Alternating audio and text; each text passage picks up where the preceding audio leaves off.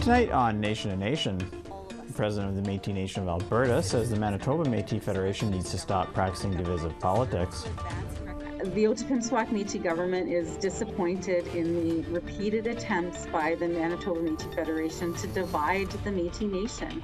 APTN reporter Kathleen Martin says Jeremy Skibicki's murder trial is further proof the search of a Winnipeg landfill needs to happen sooner than later. If the families don't hear something almost immediately after the trial, they'll be very upset. A Yellowknife doctor says exposure to wildfires can have a number of mental health effects. So it can really increase levels of eco-anxiety and ecological grief, which we're increasingly understanding are normal reactions. Welcome to Nation to Nation. I'm Fraser Needham. An Indigenous Identity Fraud Summit is taking place in Winnipeg this week, co-hosted by the Manitoba Métis Federation and Chiefs of Ontario. Summit takes direct aim at organizations like the Métis Nation of Ontario, who both the MMF and COO accuse of not being a legitimate organization representing Métis people. But others say the summit is only sowing division and harm against Indigenous people. This includes the Otipemisiwak Métis government, formerly known as the Métis Nation of Alberta, which was not invited to the summit. The organization's president, Andrea Sandmeyer, joins me today from Edmonton. Welcome to Nation, President Sandmeyer. Thank you. Thank you for inviting me today. So I'll start off, I guess, with the press release that your organization sent out about this summit, which clearly says that no external body can speak for your organization. Can you maybe just expand a little bit upon that? Yeah, so, here in Alberta, we are, the oldest Métis Nation government in the homeland.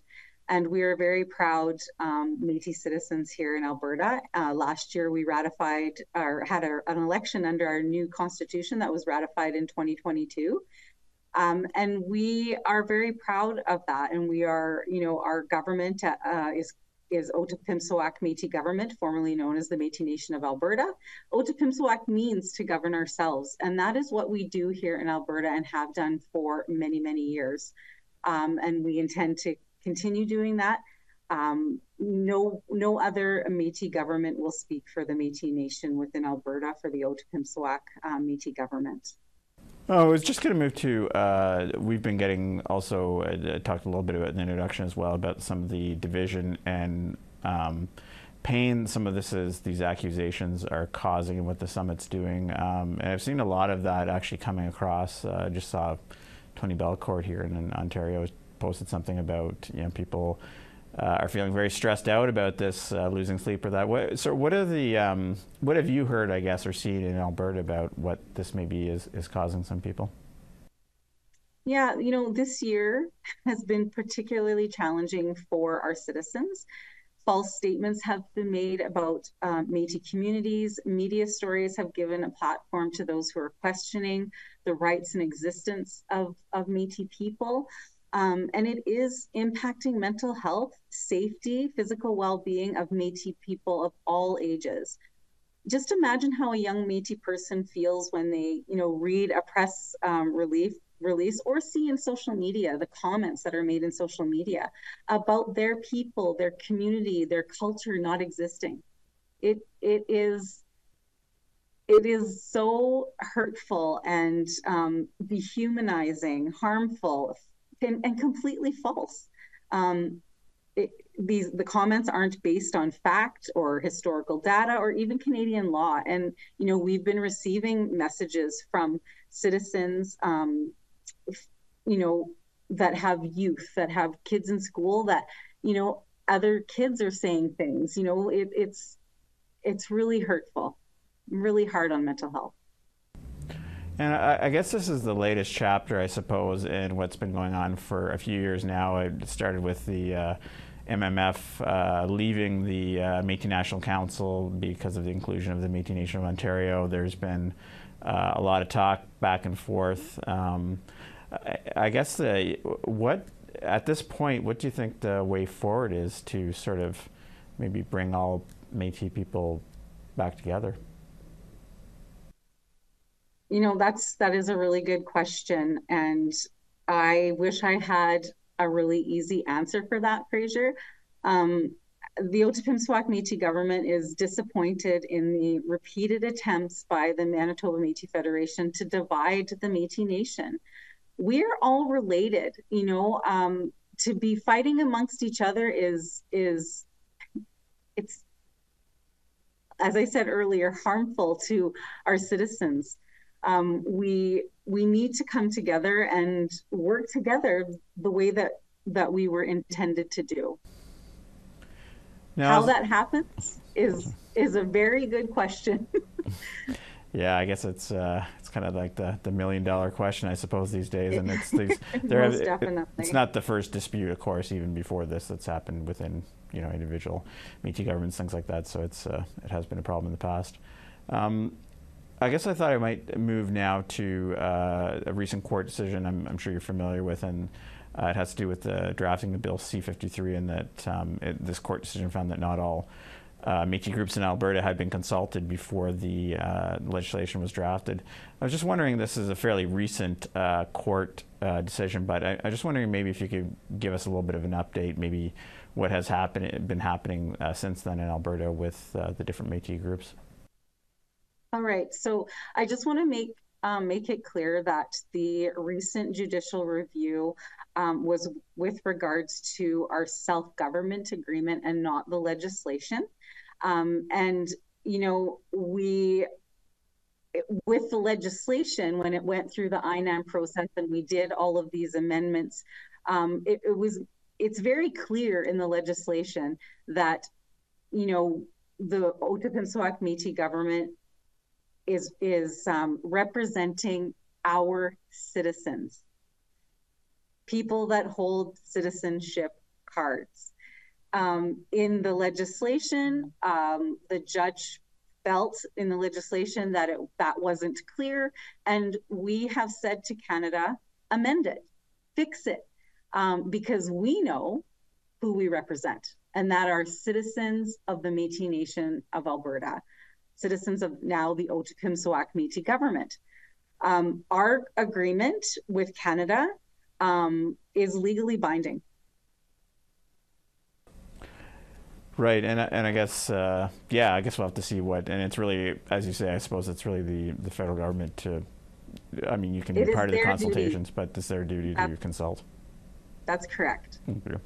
Fair enough. Okay, well, I think that's all the time we have, but really appreciate you sitting down today. I know you're busy to talk to us about some of these various issues, and congratulations on your presidency, because I know you were recently elected, and very nice to talk to you again. Thank you, Fraser. After the break, we'll talk to APTN reporter Kathleen Martins, who's covering the trial of Jeremy Skibicki, the man charged with first-degree murder in the deaths of 4 Indigenous women in Winnipeg.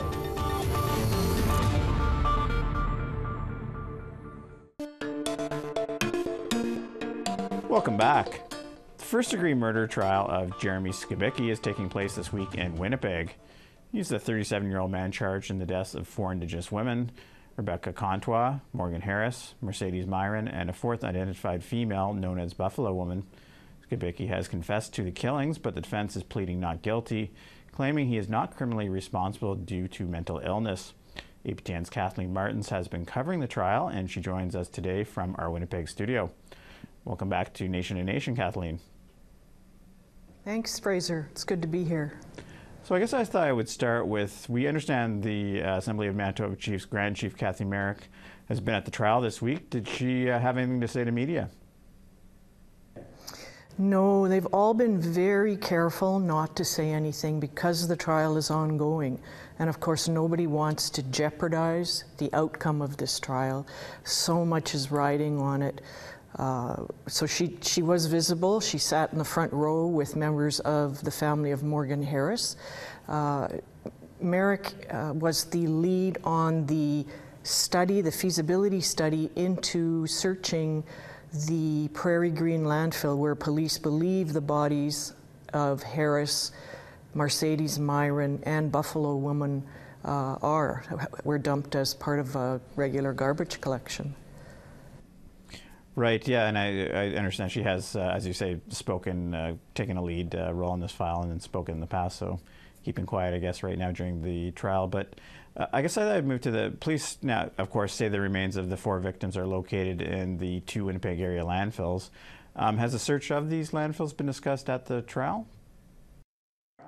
No, it hasn't. I know that, again, people want him convicted, right? Families of the victims want to see him convicted.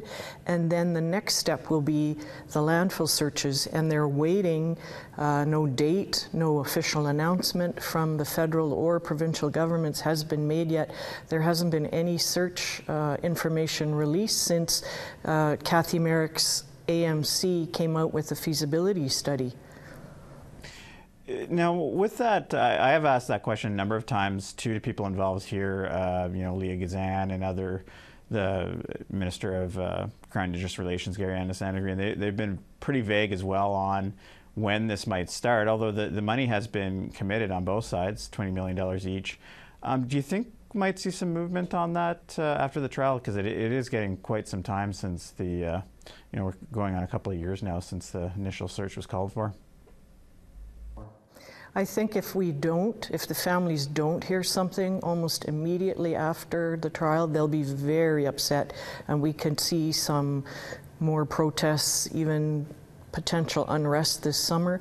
The judge is going to reserve, right? He's not going to hear 6 weeks of testimony and then make a decision. The judge will reserve his decision, but that doesn't mean that a landfill search can't be announced. There's a lot that has to be done to organize it, right? They need special equipment, clothing. They've got to get a lot of stuff together. Everybody involved, they want to hire people. According to the feasibility study, they need almost 100 people to help put this together, the forensic investigators, the anthropologists. And it's going to cost millions of dollars, as we know, but having this silence hanging over the trial is understandable for now, but right after the trial, no. I think people, the public and families in particular, they want to hear some news about when the search is going to begin. I think you're right. Yeah, there's definitely going to be some pressure, and I think that everyone's been quite kind of careful not to say much, but how much longer they can hold off now the money has been committed is, I don't think you're right, it can be too much longer. Now, this, of course, as you know, we've been covering this issue over the last couple of years. It plays right into the ongoing issue of missing and murdered Indigenous women and girls. What about the 231 calls to justice that are contained in the final report of that national inquiry? Where do you think that they fit into this trial?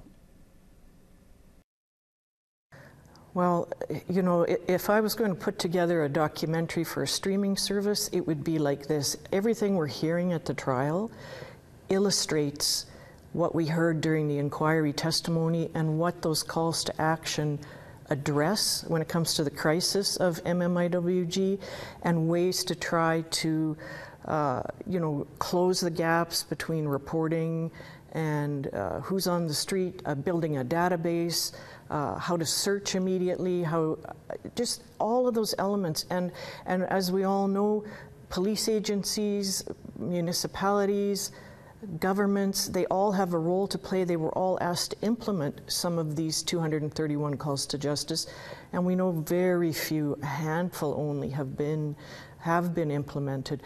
But so much of what we're hearing illustrates exactly what those calls to action were designed to address.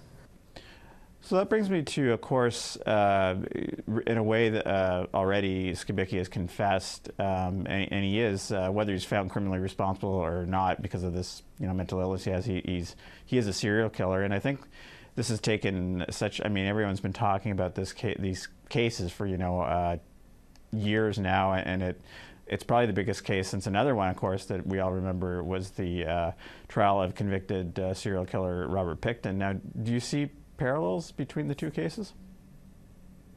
Absolutely. At least 2 of these 4 victims were reported missing to police. They were missing before it was confirmed they were murdered.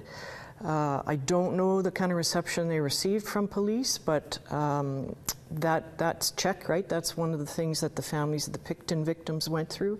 And they also talked about how there wasn't really a search for the missing women. That's the same here. They were reported missing, but nobody other than Bear Clan Patrol here, as part of its nightly or looks around, walks around the city. There isn't police don't go out and automatically start searching for these women. Also, serial killers like Picton and Skibicki now, they hunt in areas where they know they're unlikely to get caught.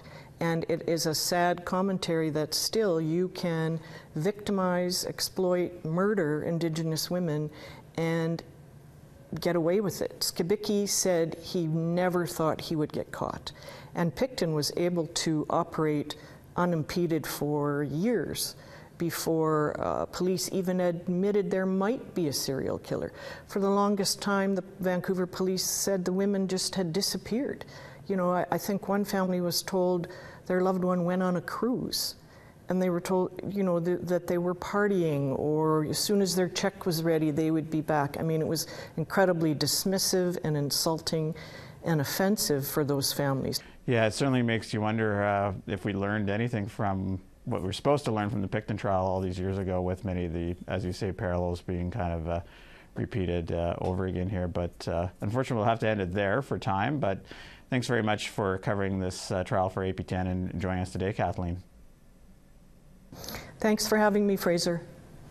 Next up, we'll talk to Courtney Howard, an emergency room physician in Yellowknife who researches the health effects of wildfires.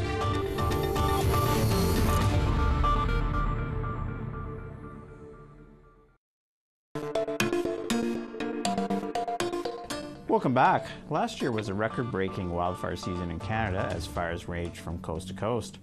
Once again, provinces and territories are preparing for another heavy fire season this summer, and experts say because of climate change, this could be the new norm. Indigenous people living in remote northern communities are often those most affected by these fires. Courtney Howard is an emergency room doctor in Yellowknife who has experienced wildfires firsthand, and she also researches the health effects fires have on communities. Dr. Howard joins us today from Yellowknife. Welcome to Nation to Nation, Dr. Howard. Thanks for having me. I guess I thought I might first ask you what I know there's some fires around Yellowknife this year again. Can you just give us a little bit of an update on what the fire situation is as we speak?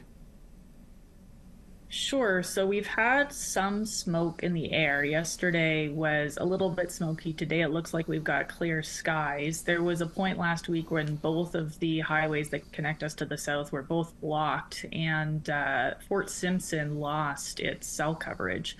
So this has had some consequences for our ability to dial 911 reliably. So far, certainly not as affected as we were last year, but indications that some of our systems have been disrupted and we need to be thinking about how we can build resilience for the future. Right, so it sounds like it, yeah, you're just waiting to see how it, hopefully it's not as bad as last year, but who knows these days, right, with climate change and whatnot. Now I guess obviously you study the health effects, and that would be both physical and mental of these fires. What are some of the things you can tell us about both the long and short-term effects that wildfires have on the health of people? Sure. So this is multi-layered. For people who evacuate out of places that are seriously endangered by fire, of course, there's always the danger of actual trauma, whether it's burn, or we often see automobile accidents as people are leaving quickly and under difficult circumstances. People often end up with post-traumatic stress disorder symptoms. They can last for a year or more after that type of an evacuation, lingering anxiety, sometimes depression, substance abuse disorders. Youth can be particularly highly affected because, of course, sometimes they don't entirely understand what's going on and feel even less in control of the situation than adults do. From a bigger distance, we tend to be more affected by smoke. And so wildfire smoke is increasingly understood to actually increase overall mortality. So it's quite bad for us. The tiniest parts of the particles can penetrate not only all the way down into our lungs, but into our bloodstream as well. So they lead to an inflammatory cascade. So we see effects not only in the lungs, but also in the heart. We now understand that we have increased levels of heart attacks during wildfire smoke episodes. So if people feel tight in their chest, don't just attribute that to asthma or to chronic obstructive pulmonary disease. Go get checked out. We need to make sure that that's not your heart. Certainly people with asthma tend to need more of their breathing medicines. We see lots more people coming to the emergency department for help.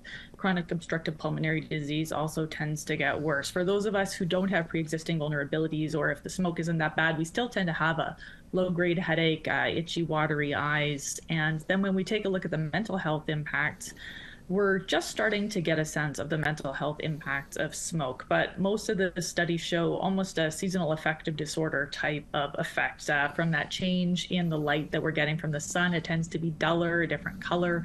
People tend to be a bit low energy, irritable, have some trouble sleeping, trouble concentrating, and all of that is totally normal. Of course, as I mentioned in the intro, a lot of these fires involve directly Indigenous communities.